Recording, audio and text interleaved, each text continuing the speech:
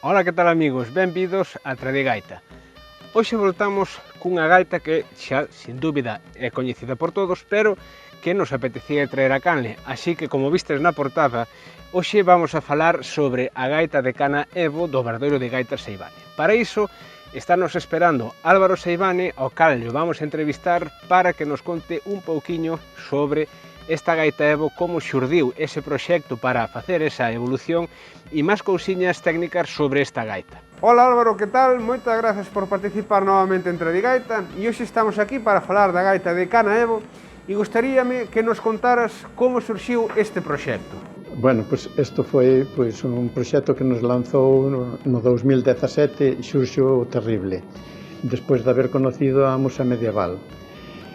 O proxecto consistía en que el quería unha sonoridade basada nas gaitas de cana, pero levada aos tempos actuais, o sea, con entonada, con unha estabilidade, e que valera para tocar con outros instrumentos, para cantar, e que fora fiable.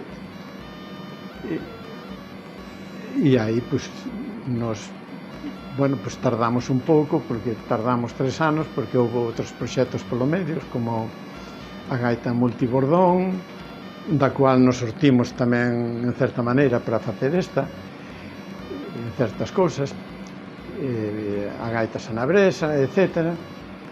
Pero, bueno, no 2020, démola por casi concluída, e a verdade que estamos moi satisfeitos. E puñámoslle de Evo polo de evoluída, porque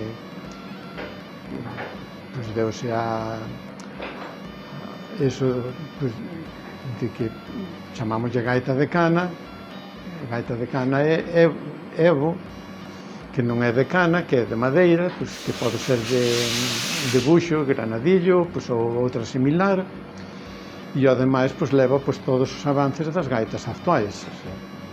E é unha gaita conservando a sonoridade das gaitas de cana de toda a vida, pero coa fiabilidade das gaitas actuais. Ben, como en todo o proxecto, necesitades sempre facer unhas investigacións para poder leválo a cabo, pero no caso da gaita de cana contabades cunha pequena ventaxa. Contame.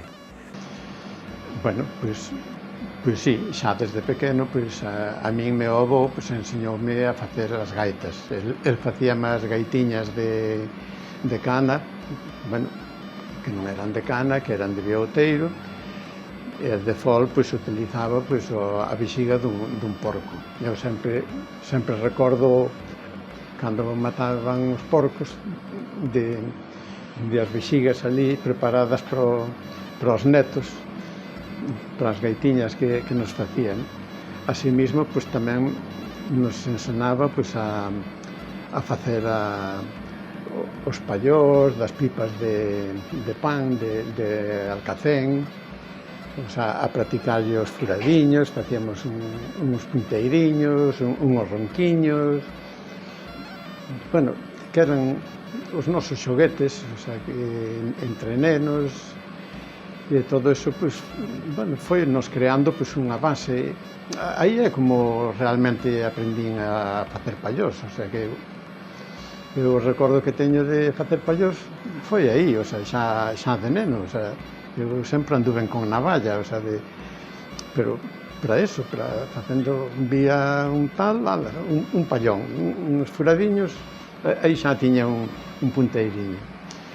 Bueno, ese era un punto, o outro punto foi a experiencia que logo tiñamos aquí, cando fixemos o pallón seipal, que foi fundamental para darlle unha estabilidade a esta gaita de hoxe en día, porque, claro, isto non é o mesmo un pallón para un bordón que dá unha nota que para un punteiro que ten que dar 9 notas, máis as outras que se poden sacar a medio burato, non? Quero dicir de que ten que ser estos pallós teñen que dar unha estabilidade E o outro punto pois, é a experiencia que collemos ca Musa Medieval, cos estudios da Musa Medieval que fixamos uns anos atrás.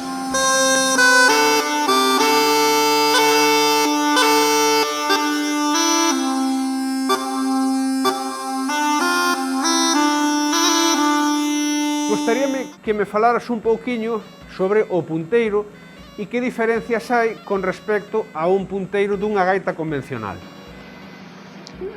Sí, pois o que primeiro salta á vista pois, é a sonoridade. Esta é unha sonoridade moi doce, de unha gaita de pouquiña, de baixa intensidade, que non molesta.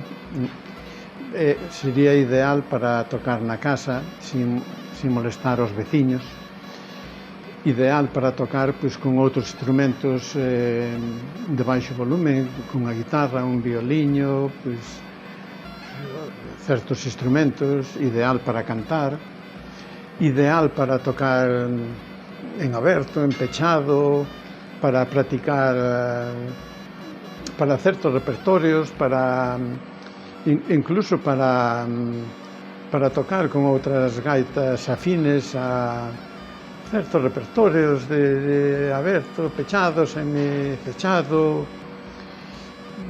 moi agradecida incluso para cambiar de modo, de escala, é fácil para cambiar a escala senabresa. Bueno, que é unha gaita moi, para certos repertorios, moi rica, cunha sonoridade moi rica, que ven para, a ver, xa estaba aí, pero con esta evolución que ven para quedarse. E que diferencias hai con respecto a unha gaita convencional, en canto á construción do punteiro? Pois a diferencia, claro, isto pois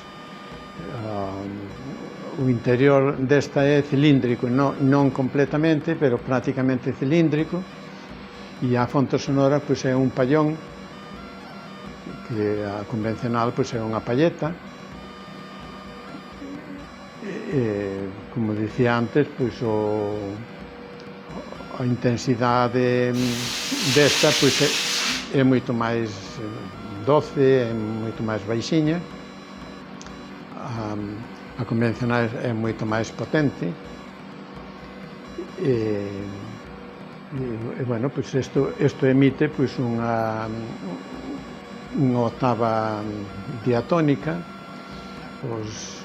Os semitonos alcánzanse pois abrindo medios buratos, excepto a terceira menor, que se pode alcanzar abrindo o pulgar da mão dereita. Bueno, pois é moi rica para certos repertorios, non? Ben, fálame entonces un pouquiño das tonalidades que tedes evolucionadas e das posibles configuracións. Si, pois as tonalidades que temos polo momento estudiadas son si bemol, do, re, e poderíanse estudiar outras, pero esas témolas xa perfectamente estudiadas. En canto a configuracións, esta sería a básica, que sería o bordón base e a punteiro. Esta, digamos que a máis completa, que é bordón, a ronqueta tritón, porque ten 3 tonos, tónica, quinta baixa e cuarta, e quinta alta. E podemos dispoñer de outras, o sea que pode levar ronqueta na tónica ou a quinta. Podemos dispoñer delas. E á parte, pois tamén temos outra que é a traversa, donde todos os bordóns salen transversalmente da mesma buxa. Se o Martí vera barandas, fora te ver o Brasil.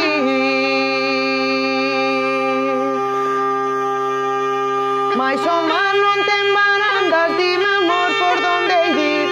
Eu non sei o que me deches, que non te podo olvidar. De día no pensamento e de noite no soñar. E ata aquí o vídeo de hoxe. Se che gusta, dalle o like, visita as nosas redes sociais, visita a nosa páxina web e, como sempre, vémonos no próximo vídeo.